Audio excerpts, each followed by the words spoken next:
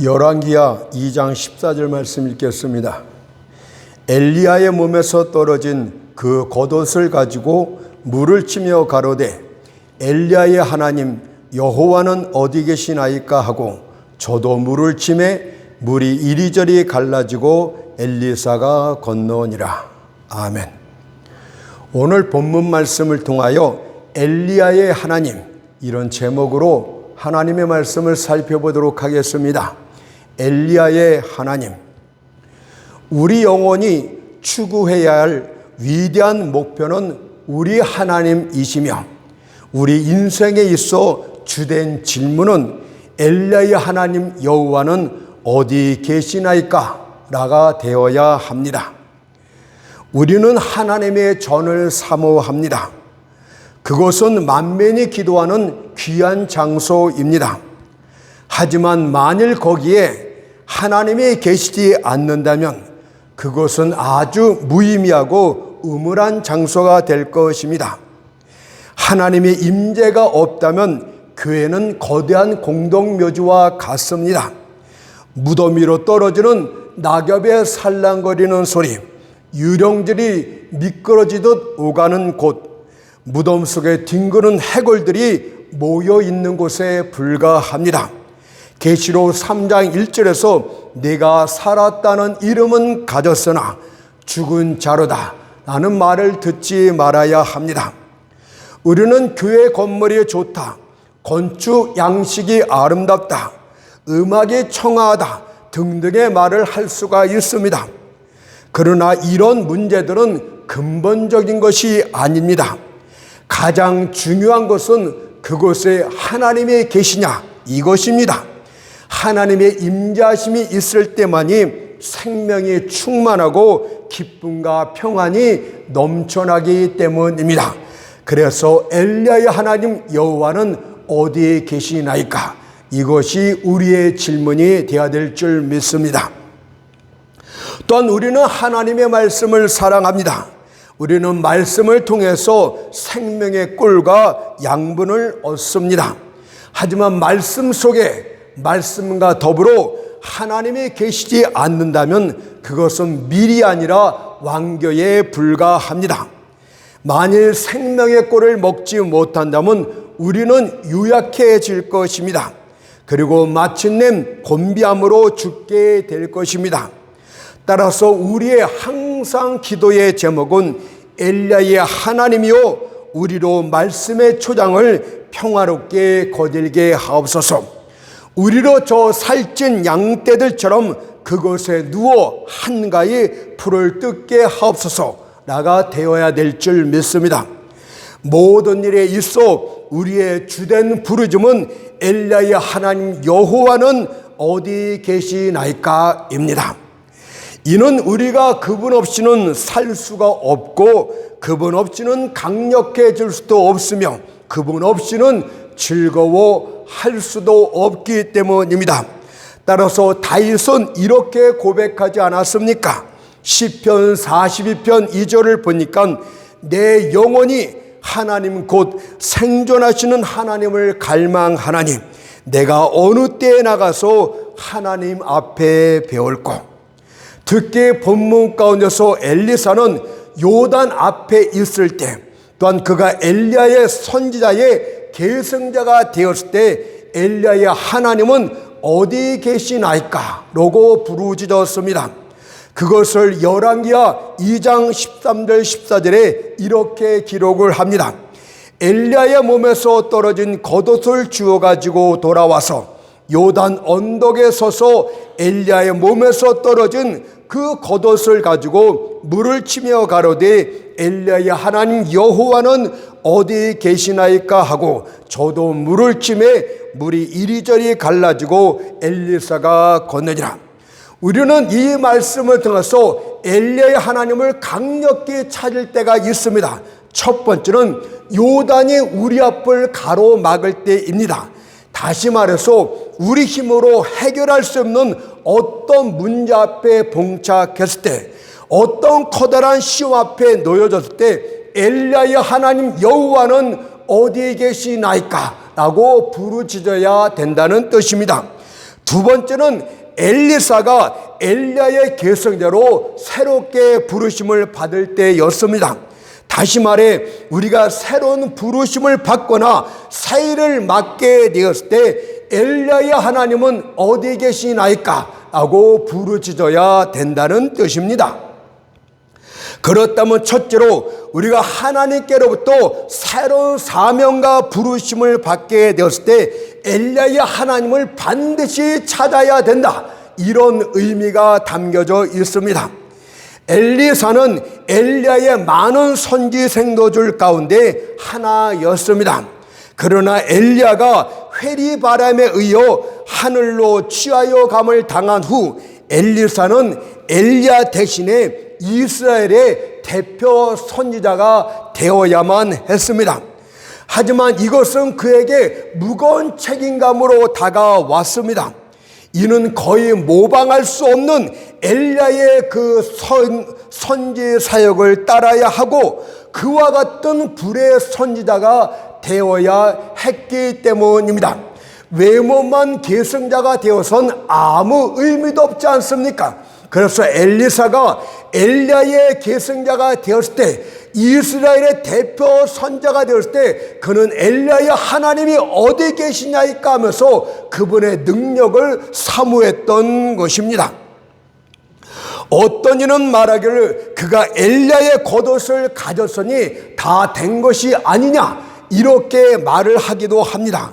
원래 겉옷이란 의미는 여기서 위험이 있다, 이런 뜻으로서 하나님의 권위를 갖고 하나님의 말씀을 전하는 선자의 외적 상징을 말합니다.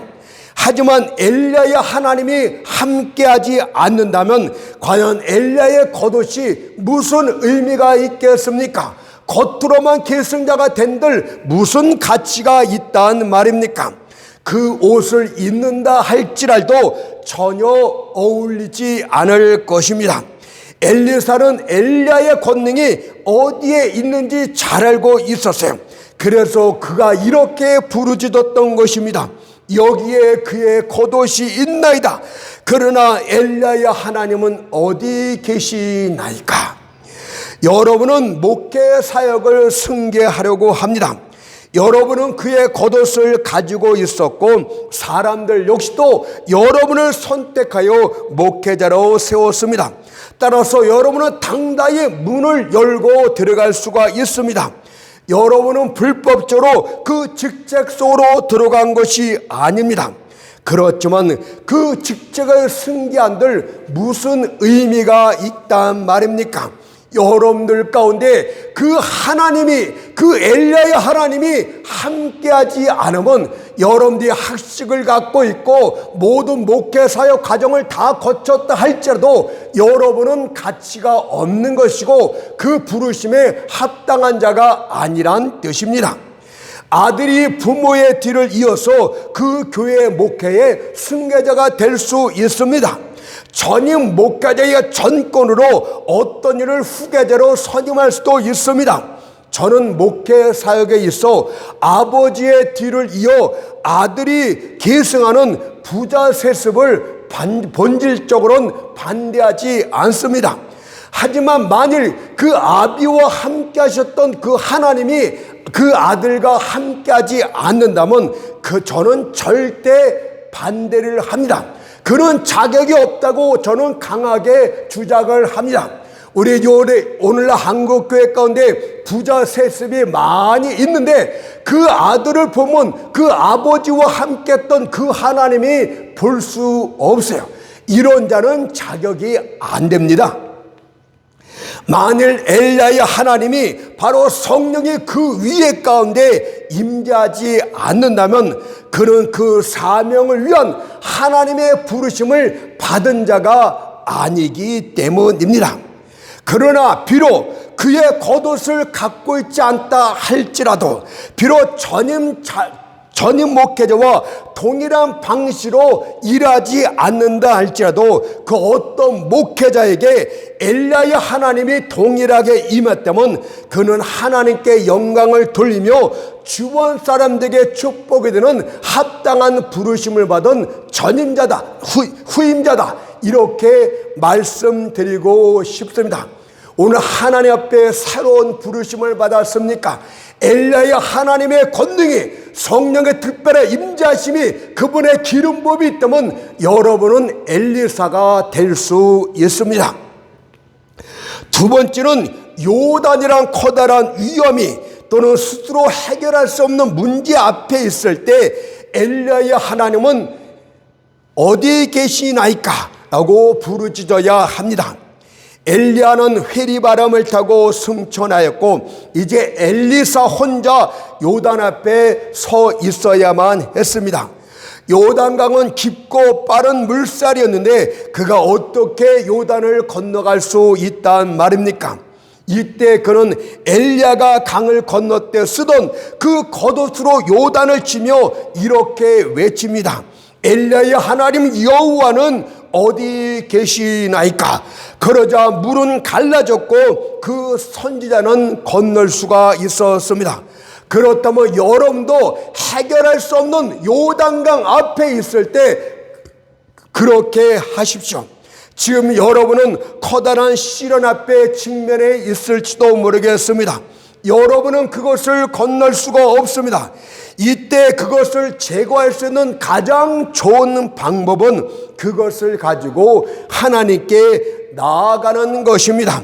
고통과 시련의 때 우리가 할 수 있는 가장 좋은 방법은 그 시련을 주님 앞에 내려놓는 것입니다. 그래서 시편 61편 8절에서 백성들아 시시로 저를 의지하고 그 앞에 마음을 토하라. 엘리야의 하나님 여호와, 바로 엘리야의 하나님은 여호와였다, 이런 뜻 아닙니까? 여기 한 교회가 어려움을 당하고 있습니다. 이 교회는 어떻게 해야 좋을지, 어디로 나아가야 될지를 모른 채 갈팡질팡하고 있습니다. 이때 이 교회는 이렇게 부르짖어야 됩니다. 엘리야의 하나님은 어디 계시나이까? 하나님의 길을 여실 것이고 그들을 인도하여 주실 줄 믿습니다. 여기에 큰 어려움을 갖고 있는 한 그리스도인이 있습니다. 그는 스스로 그런 어려움을 자초한 것은 아니었고 시대의 흐름이, 상황이 그를 매우 슬픈 환경으로 몰아놓았습니다. 이때 그가 무엇을 해야 됩니까? 그는 자신의 하나님을 바라보며 하나님께서 무엇을 행하여 주실 것을 소망하는 중에 엘리야의 하나님 여호와는 어디 계시나이까? 라고 부르짖어야 된다는 뜻입니다. 왜냐하면 지존자의 손안에 갖다 놓은 어려움치고 지금까지 그대로 오랫동안 어려움으로 남아있는 것은 하나도 없기 때문입니다. 그분께서는 우리 모든 문제에 대한 해결을 갖고 계십니다. 우리의 모든 수수께끼에 대한 해답을 갖고 계십니다. 그분의 권능을 초월할 수 있는 것은 아무것도 없습니다. 이는 그가 바로 엘리야의 하나님 여호와이시기 때문입니다. 다른 이방인들의 신은 죽은 신들입니다. 이방 신들은 존재하지 않는 것입니다. 많은 사람들이 나무와 돌, 상아와 황금을 깎아 만든 형상 앞에서 경배를 드립니다. 그러나 우리는 그들에게 다음 같은 진실된 말을 전해줄 필요가 있습니다. 시편 115편 4절 7절을 보세요. 저희 우상은 은과 금이요 사람의 수공물이라. 입이 있어도 말하지 못하며, 눈이 있어도 보지 못하며, 귀가 있어도 듣지 못하며, 코가 있어도 맡지 못하며, 손이 있어도 만지도 못하며, 발이 있어도 걷지 못하며, 목구멍으로 소리도 못하는지라. 인간이 생명이 없는 신에게 경배할 때 이미 인간의 이성은 죽은 것과 똑같습니다. 그러나 우리는 여호와께 소망을 듭니다. 이는 여호와 그분만이 살아계시고 역사하시는 유일하신 하나님이시기 때문입니다. 여호와에 대해서 신명기 4장 39절 40절이 이렇게 증거합니다. 그런즉 너는 오늘날 상천하지 오직 여호와는 하나님이시오 다른 신이 없는 줄을 명심하고 오늘 내가 네게 명하는 여호와의 규례와 명령을 지키라. 여호와는 어떤 분입니까? 첫째로 여호와는 천지 만물을 창조하신 하나님이십니다. 요한복음 1장 3절에서 만물이 그로 말미암아 지은 바 되었으니 지은 것이 하나도 그가 없이는 된 것이 없느니라. 다음으로 여호와는 강한 권능의 팔로 온 우주를 지탱하고 계시는 분이십니다. 그분이 바로 자연과 섭리의 세계를 온통 주장하시는 절대 주권자이십니다. 역대상 29장 11절에서 천지에 있는 것이 다 주의 것이로소이다. 여호와여 주권도 주께 속하여 싸우니 주는 높으사 만유의 머리심이다라고 고백했고, 또 다니엘서 4장 35절에서는 이렇게 증거합니다. 하늘의 군사에게든지 땅의 거민에게든지 그는 자기 뜻대로 행하시나니 누가 그의 손을 금하든지 혹시 이르기를 내가 무엇을 하느냐 할 자가 없도다. 여러분들, 인간 나라를 다스리시는 모든 힘이 그분의 전능하심에서부터 나옵니다.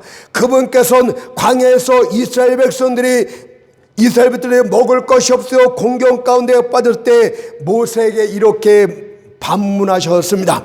민수기 21장 23절 말씀하니까 여호와의 손이 짧아졌느냐, 그리고 하늘문이 열리고 광야 40년 생활 동안 만나가 그들에게 공급되었다는 사실을 기억하도록 합시다. 또한 뒤에선 애굽 군대가 쫓아오고 앞엔 홍해가 가라막았을 때 이스라엘 백성들이 두려움과 공포로 벌벌 떱니다. 이때도 여호와가 하신 말씀이 무엇입니까? 출애굽기 4장 13절에 보니까 너희는 두려워 말고 가만히 서서 여호와께서 오늘날 너희를 위하여 행하시는 구원을 보라. 너희가 오늘 본 애굽 사람을 또다시는 영원히 보지 못하리라. 그분은 섭리의 주권자이십니다. 뿐만 아니라 여호와는 여러분의 인생 전체를 주관하시는 하나님이 되십니다. 사무엘상 2장 6절 7절 말씀 보세요.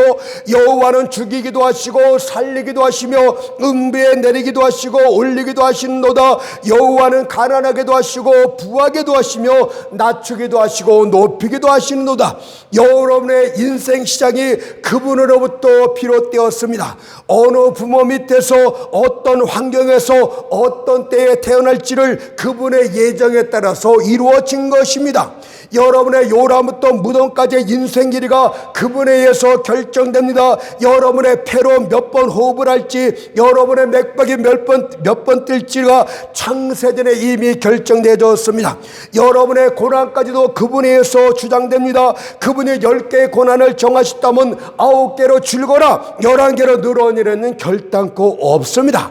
여러분에게 임하시는 모든 자비하심과 축복도 그분으로부터 말미암습니다. 야고보서 1장 17절에 보니까 가장 좋은 은사와 온전한 선물이 다 위로부터 빛들의 아버지께로서 내려오나니 이것이 바로 여호와이십니다.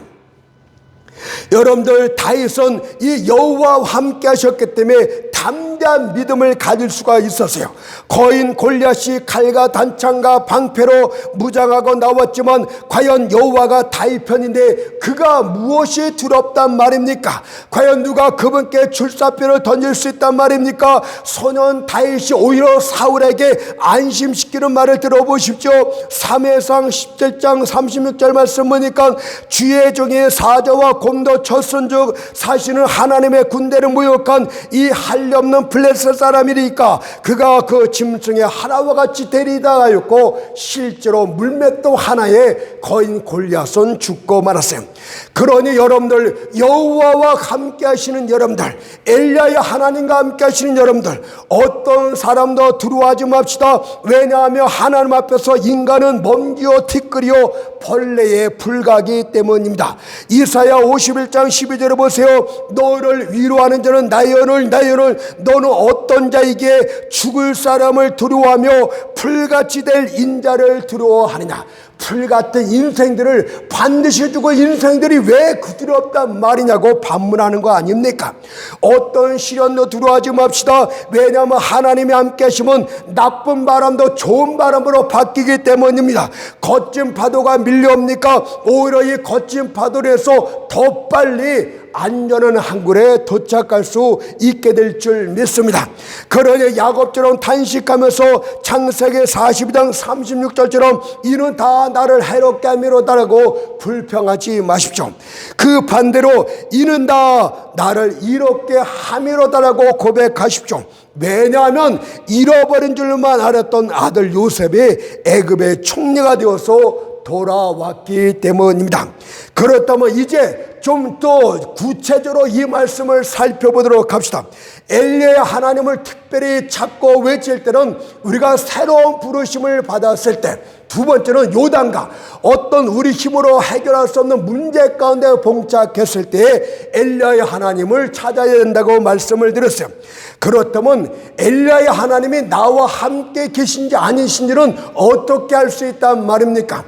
우리는 스스로 그것을 찾아보고 자기 자신을 점검할 필요가 있는데, 바로 우리는 성경으로 들어서 엘리야의 삶 가운데 나타났던 그 하나님이 어떤 하나님이셨는가를 살펴보게 되면, 내가 엘리야의 하나님과 함께하고 있구나, 그 하나님과 동행하고 있구나, 이런 것들을 발견할 수 있게 될 줄 믿습니다.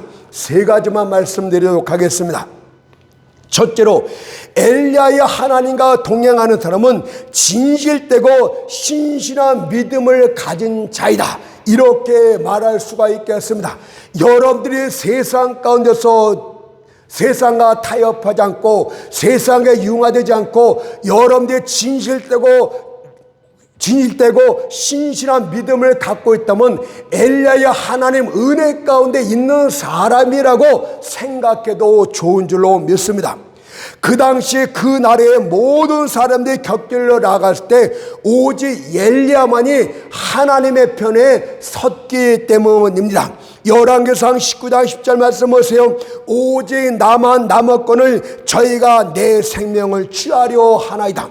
물론 7,000명의 바알 앞에 무릎을 꿇지 않은 자가 있었습니다. 그러나 여러분의 신실한 믿음을 가질 때는 내 홀로 하나님 앞에 바로 서고 있다고 그렇게 생각이 들 정도로 여러분들이 신실한 믿음을 갖고 있어야 되는 것이, 오직 나만 남았거늘 여호와여, 세상이 이렇게 더럽고 음란한 가운데 빠졌고 이 나라가 타락과 타락의 길을 갖고 있는데 하나님여, 이제 나만 남았나이다. 나만 하나님 앞에 신앙을 지키려 하는데 힘듭나이다. 하나님여, 나가 어찌 가면 좋겠습니까? 이렇게 외칠 수 있는 믿음을 가진 자야 되는 것이고, 이런 자는 그 본질이 그래서 그런 것이 아니라 엘리야의 하나님이 함께 하시기 때문에 이런 진실된 믿음을 갖고 있었다, 이렇게 생각하면 됩니다. 오만한 시돈 출신의 왕비 이세벨은 아합을 전적으로 자기 손 안에 쥐게 되었고, 그로 인해서 그 땅 전체를 바알 우상을 숭배하게 만들었어요. 만일 이스라엘 백성 가운데서 하나님을 섬기다가 붙잡히라기도 하면 그들은 고통과 핍박을 받아야 했고 심한 경우 사형에 처하게까지 됐습니다. 따라서 그 당시 이스라엘 백성들은 이세벨의 눈치를 보느라고 하나님과 세상 가운데서 양다리를 걸치는 그런 위선적인 신앙인들이 다 되고 말았어요. 엘리야가 그들을 이렇게 책망하지 않습니까? 열왕기상 18장 21절 말씀 보니까 엘리야가 모든 백성에게 가까이 나아가 이르되 너희가 어느 때까지 두 사이에서 뭐뭐 다려느냐? 여호와가 만일 하나님이면 그를 쫓고 바알이 만일 하나님이면 그를 쫓을지니라 하니 백성이 한 말도 대답지 아니하니라. 백성이 한 말도 대답지 않다는 말은 그 말이 맞았다는 이야기 아닙니까? 묵시적으로는 인정하고 있다는 뜻이 아닙니까? 우리는 이런 자들을 그리스도인이라 부르지 않고 야노스의 자식들이라고 부를 수가 있겠습니다. 야노스는 두 얼굴을 가지고 한 얼굴로는 그리스도를, 또 다른 얼굴로는 세상을 바라보고 있습니다. 그리스도인들은 세상 사람과 비교의 대상이 아니라 대조가 되어야 됩니다. 정도 차이가 아니라 분명하고 뚜렷한 대조가 되어야 됩니다. 세상이 어두움이라면 그리스도인들은 빛이기 때문입니다. 늑대 가운데서 양을 찾는 것보다도 세상 가운데서 참된 그리스도를 찾는 것이 더 쉬워야 됩니다.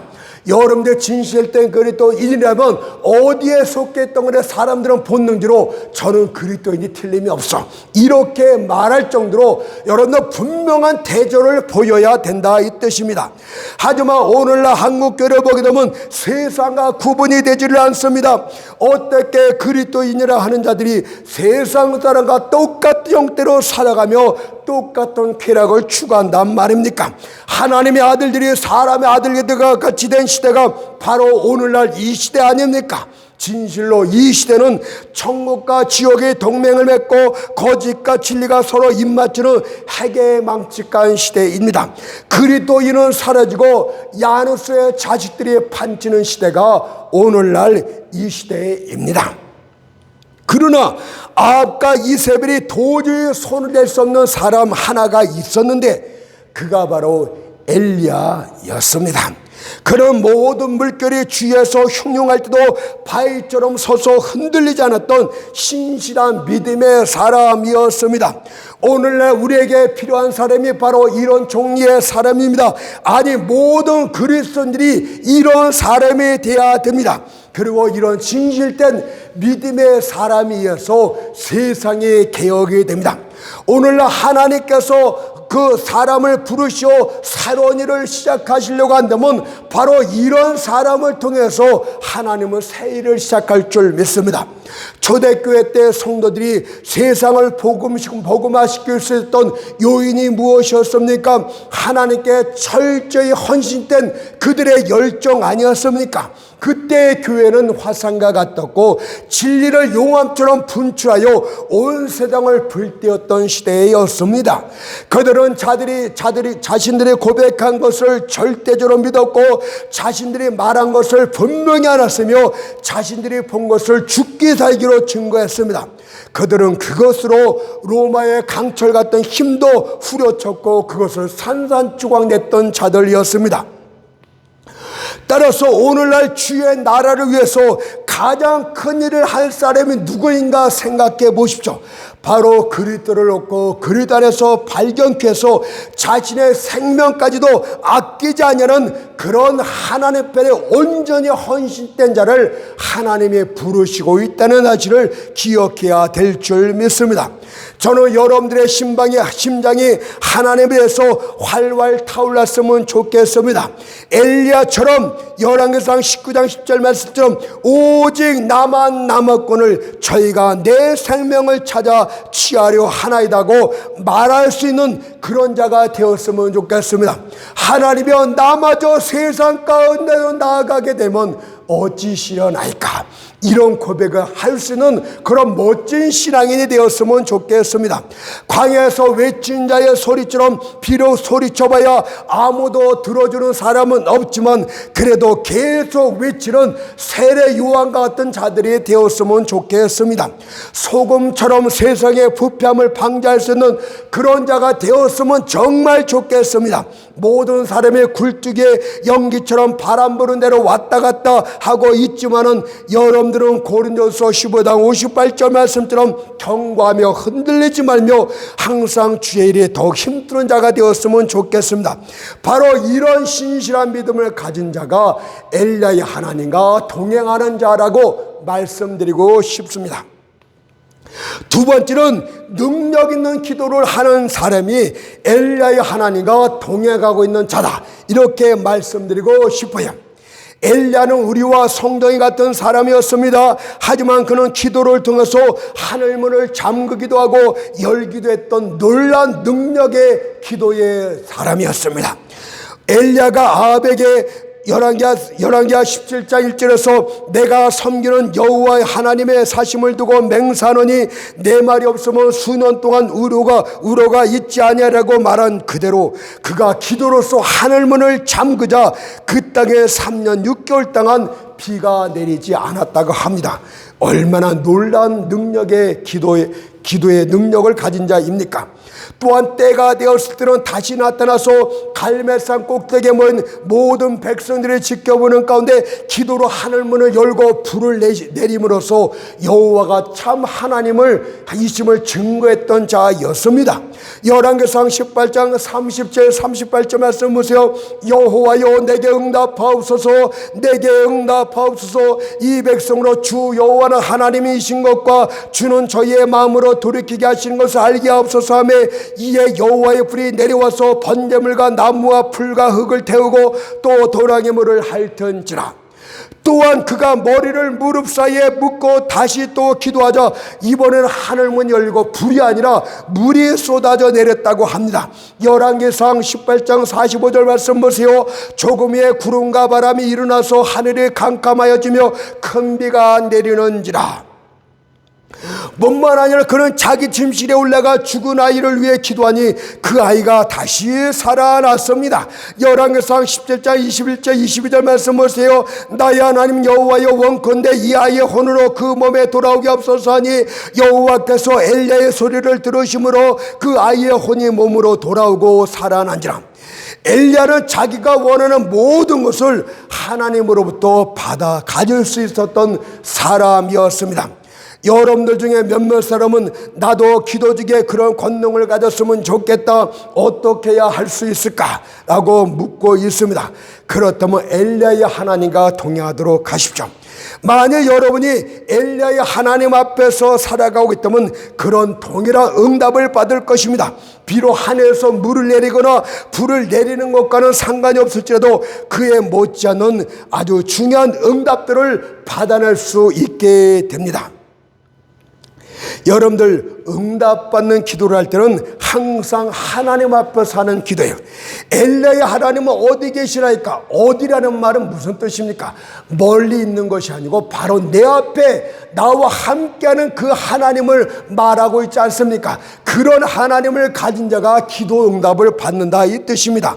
실제로 여호와께서 솔로몬의 기도를 듣고 응답하실 때 그에게 뭐라고 말씀하셨는가 살펴보세요. 열왕기상 9장 3절을 보니까 네가 내 앞에서 기도하여 간구함을 내가 들었은즉. 기도는 바로 응답받는 기도는 하나님 앞에서 하는 것입니다. 바리새인들은 기도하기 위하여 성전으로 올라갔습니다. 그러나 그들은 하나님 앞에서는 기도한 것이 아니었습니다. 여러분은 가장 아름다운 교회 안에서 기도할 수도 있고 예루살렘에 가서 기도할 수도 있고 감난산이나 겟세마네 동산에 올라가서 무릎 꿇고 기도할 수도 있습니다. 그러나 전혀 하나님 앞에 기도하는 것이 아닐 수도 있습니다. 왜냐하면 하나님의 임재 가운데서 하나님 앞에서 살지 않는 자는 하나님 앞에 기도하는 것이 아니기 때문입니다. 따라서 여러분이 그분을 눈으로 볼 수는 없지만 눈보다 더 인식할 수 있는 믿음으로 그분께 기도하고 있다면 여러분은 그분의 임재 가운데서 기도를 가장 잘 드리는 사람인 줄 믿습니다. 마지막 세 번째로 공개함을 받는 사람이 엘리야의 하나님과 동행하는 사람입니다. 여러분이 아무리 궁색감 가운데 있더라도 엘리야의 하나님과 동행한다면 하나님은 여러분을 공개하실 것입니다. 여러분들 온 이스라엘의 극심한 기근으로 인하여 굶주림에 허덕일 때 하나님께서는 엘리야를 시돈 땅 사르밧 과부에게 보냅니다. 그런데 그 과부는 먹을 것이 없어 마지막 끼니를 아들과 함께 먹고 죽을 결심을 했던 아주 가난하고 불쌍한 여인이었습니다. 그러나 하나님께서는 과부에게 기적을 베푸사 그녀로 엘리사 선지자를 공개하게 했습니다. 열왕기상 17장 9절 말씀 보세요. 너는 일어나 시돈에 속한 사르밧 가서 거기 와라. 내가 그거 과부에게 명하여 너를 공개하게 하였느냐. 공개가 무슨 뜻입니까? 윗사람에게 음식을 대접한다 이런 뜻입니다. 하나님께서 여러분들이 남에게 구걸하듯이 동정을 구해서 구차하게 얻게 만들지를 않아요. 엘리야 하나님은 오히려 대접을 받듯이 여러분들을 받게 만듭니다. 남에게 대접받듯이 여러분들의 필요를 채워주신다 이 뜻입니다. 실제로 하나님께서는 기근이 끝날 때까지 사르밧 집에 그 동해가루가 닿지 아니하고 병의 기름이 없어지지 아니하게 하는 기적을 통해서 과부로 엘리야를 계속 먹이고 공개하게 만들었어요. 열왕기상 17장 14절 16절 말씀 보세요. 이스라엘 하나님 여호와의 말씀이 나 여호와가 비를 지면에 내리는 날까지 그 통의 가루는 다하지 아니하고 그 병의 기름은 없어지지 아니라 하셨느니라. 저가 가서 엘리야의 말대로 하였더니 저와 엘리야가 식구가 여러 날 먹었으나 여호와께서 엘리야로 하신 말씀같이 통의 가루가 다하지 아니하고 병의 기름이 없어지지 아니하니라. 이것이 바로 공개하시는 엘리야의 하나님의 권능입니다. 그러니 여러분들 하나님께서 공개하지 않을 것이라는 생각을 버리세요. 그런 불신은 여러분의 양식동을 깨버리게 될 것이고 기름병을 산산조각 낼 것입니다. 하나님은 반드시 나를 공개하게 만드실 것이야. 이런 믿음으로 갈 때 그분께서 여러분들의 모든 필요를, 매일의 필요를 공급해 줄 것이고 여러분들을 공개해 주시는 여호와 이레의 하나님이 되실 줄로 믿습니다. 창세기 20장 14절 말씀처럼 아브라함의 그 땅 이름을 여호와 이레라 하였으니 사람들이 이르기를 여호와의 산에서 준비되리라 하더라. 결론을 맺겠습니다. 엘리야의 하나님과 동행하도록 하세요. 그러면 이 악하고 음란한 시대에서 진실되고 신실한 믿음을 간직할 수 있게 됩니다. 엘리야의 하나님과 함께 동행하도록 하세요. 그리하면 여러분은 응답받은 능력이들을 할 수 있는 자가 됩니다. 마지막으로 엘리야의 하나님과 동행하도록 하세요. 그리하면 항상 좋은 것으로 채우시는 공개 하나님을 만날 수 있게 될 줄 믿습니다.